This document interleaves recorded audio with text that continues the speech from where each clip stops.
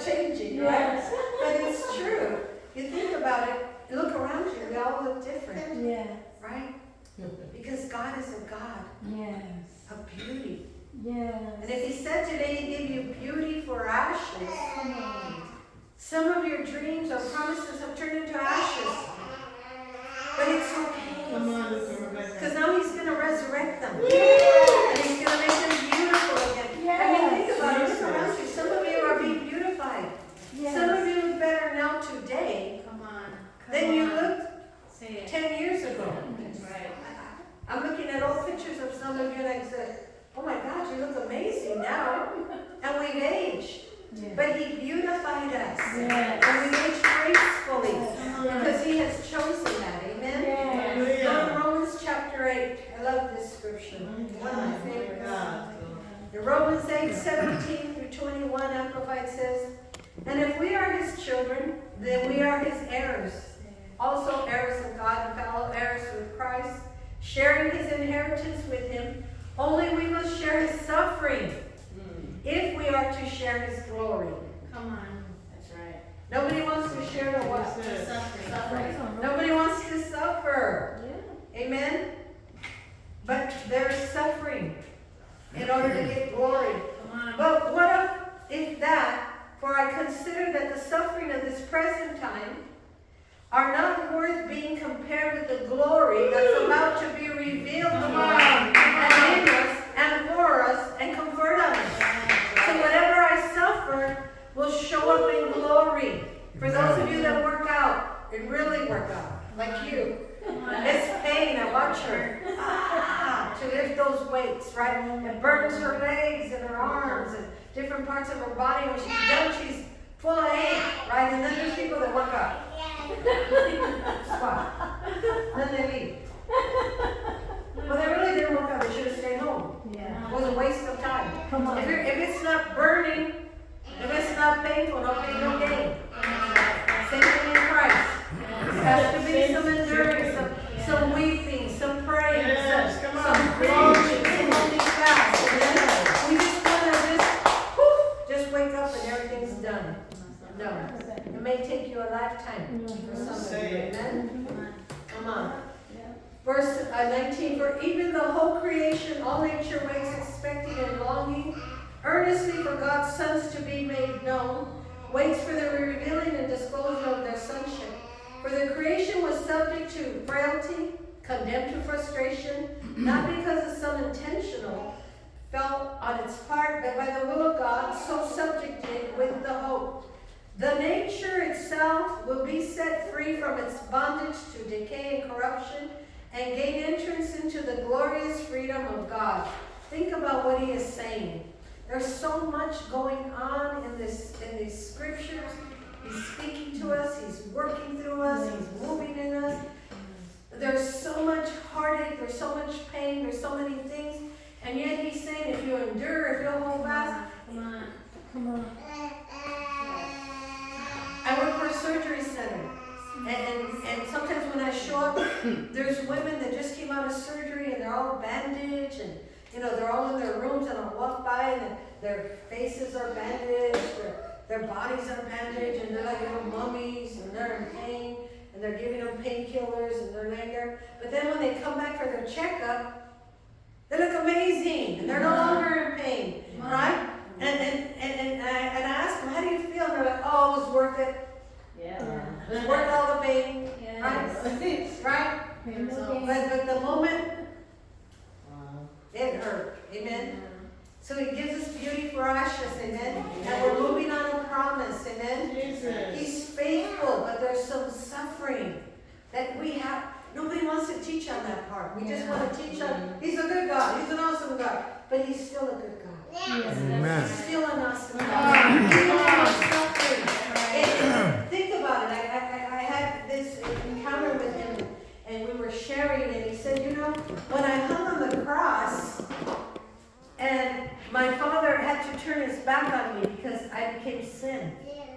And I cried out, Abba, Father, why have you forsaken me? That's the first time in his life he ever was abandoned. Can you imagine how he felt? Well, that's what we feel when we go through things. So he's endured, so he knows what it feels like. And he's not trying to prolong the process. It's just that some conditions take longer to heal. That's good. That's good. Say it. Right? Yes. And then some scars are uglier than others. Come on. And then now there's laser surgery, so there's really no scars. Come on. But yet there's still the pain. Come on. Come on. Come on. You can't see my scars. Oh, come on. But, Doesn't mean it didn't hurt. exactly. Doesn't mean it didn't hurt. Come on. You don't know what I endured. Come on. You don't know what I went through. Jesus. Amen. Jesus. So that my children don't have to go Come through on. it. So that my grandchildren don't have to go through it. That I can overcome poverty and lack. That I can destroy the darkness. That I can shatter those things so they can walk in prosperity. So they can walk in divine health. So they can live victorious. So they can go to Stanford. So they can go to Yale. Amen. So they can go to those schools that are available. Come on. Hallelujah. That's right. That's right. It's either on me or on mine. Come on. Amen. Go to Romans 4. Amen. Amen. Look at Romans 4. Same verses, 17 through 21. It's powerful how he's showing us the suffering, but look what happens. In verse 17 in Romans 4 it says, "It is written, I have made you the father of many nations. He was appointed our father in the sight of God in whom he believed, who gives life to the dead and speaks of the non-existent things as he has foretold and promised, as if they already exist. For Abraham's human reason for being gone hoped in faith that he should become the father of many nations. So he has been promised. So numberless shall your descendants be." He didn't even have a kid. And yet God was telling him, look, when you walk through the beach, see that sand? That's how many descendants you'll have. At night when he was walking at night and had no kids, he said, see the stars? That's how many descendants you'll have. He was weakened in faith when he considered the utter impotency of his own body, which was good as dead, because he was about 100 years old. And when he considered the barrenness of Sarah's womb, because she was 99, no unbelief or distrust made him waver, doubtingly questioning concerning the promise of God. But he grew strong, was empowered by faith, as he gave glory and praise to God, fully satisfied and assured that God was able and mighty to keep the word, to do what he had promised him. That he was fully satisfied, assured. It didn't matter how he felt. It didn't matter how it looked. It didn't matter how it looked. He just knew that there was a promise. He was banking on. Listen, when my first daughter was born, I've never said this publicly ever in my life. She don't even know, but she'll know because she watches me. But when she was born, she was so beautiful to me. But everyone that saw her thought she had Down syndrome. But I didn't see it.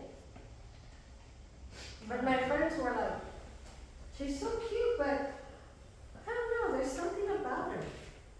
And I would think, yeah, there's something about her. She's my kid. She's cute. Right? That's all I thought. She was cute. And I never spoke that. All I said was, she has the mind of Christ. That's right. And she's a world overcomer. That's right. She's going to talk quick. That's right. She's going to walk quick. Amen. She's going to run quick. Yes. She's going to do things that no one ever has Come on. done. Come on. She's going to be an amazing woman of God. That's right. Constantly speaking that. And then she spoke in tongues so young. Come on. She's a little girl, a year and a half, she's speaking in tongues. She wasn't even 2 when she was laying hands on people. And they were being healed. She just learned how to do this because Mama did it, right? And I look at her today, perfectly healthy, whole, had her own Come on. business, world overcomer. You know what I mean? She's amazing.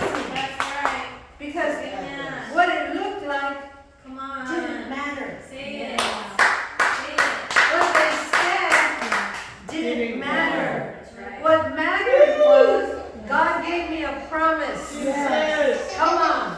That I would have a daughter that would run through troops and leap over some walls. And I didn't change anything that he said. I did not rewrite the script. That's right. Some of you have rewritten your script. And that's why you're living the way you're living. Because you're rewriting the script. That was not the script. You rewrote it because you were moved by what you saw. And every opportunity you get, you tell that ugly script. And you have now eating the fruit of your labor. And God is saying, stop speaking death and start speaking life. Amen. Call those things that be not. Come on, call those things that be not.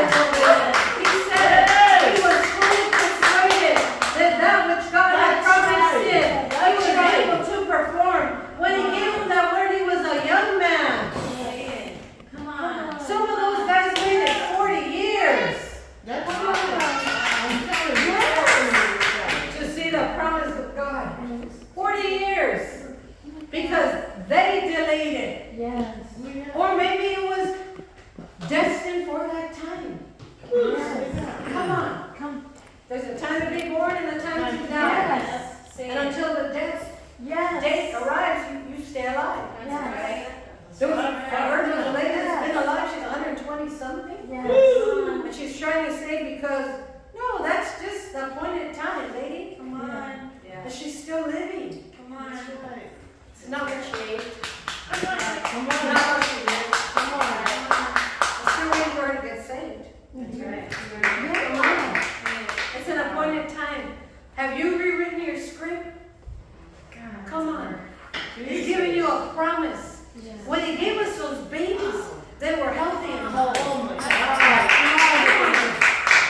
God says that every gift he gives is a perfect gift. When did it become imperfect? Come on. When